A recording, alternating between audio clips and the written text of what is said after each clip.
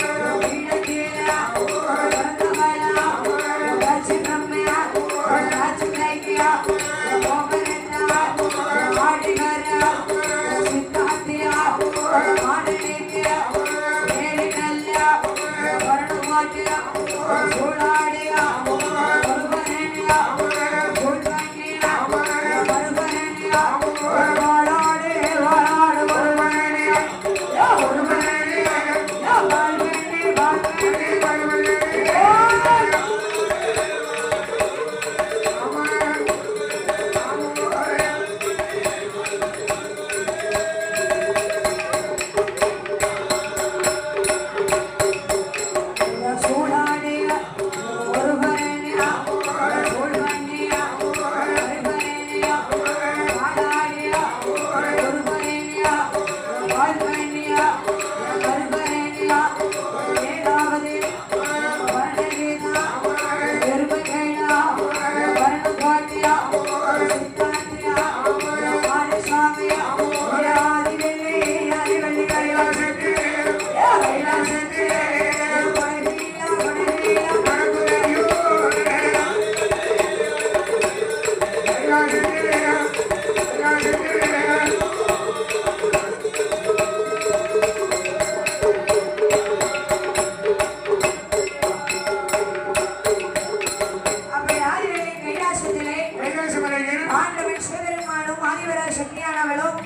ஆண்டவன் சிவபெருமான் சித்தார்த்துக்கு மலசாமிக்கு கோபுரத்தாக ஆடி வர சரி ஆதிவர சக்தியானவா பேச்சு பிரபு வச்சு கோபுரத்துல ஆடி வர கோபுரம் ஆடி வர ஒரு கொட்டை அரிசி வைக்க ஒரு குழப்பா போட்டு சரி வம்ச கோழி முட்டையை வச்சு கண்ணிக்குள்ள அரிசி ஆமா அப்படி குப்பையில சாராயம் நட்டுகளை வைத்துக் கொண்டு சிவனை பிறப்போட அப்படி வைக்கும் போது எங்க சித்தாந்த மகாசாமி என்ன செய்யறாரு தெரியுமா அவர் மன்னாரம் கொண்டு பீடோட மன்னாரம் கொண்டு பீடோட கையா போட்டு பீர் மருந்து மருந்து பார்க்கறாரே கொண்டு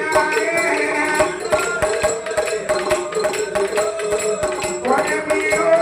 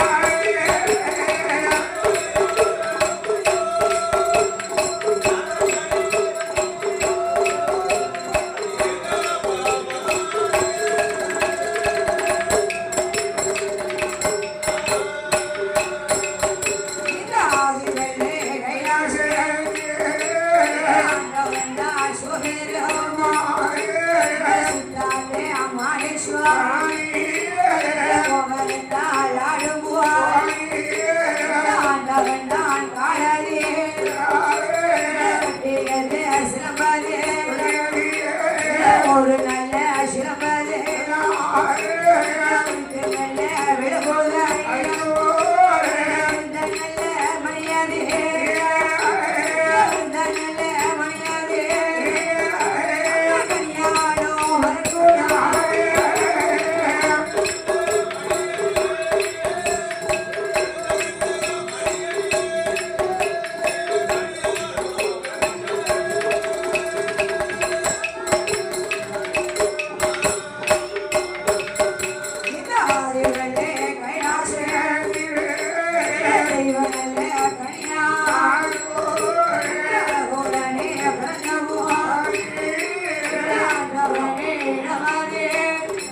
கலைஞர்கள் உடனடியாக அழைத்து பெறவும்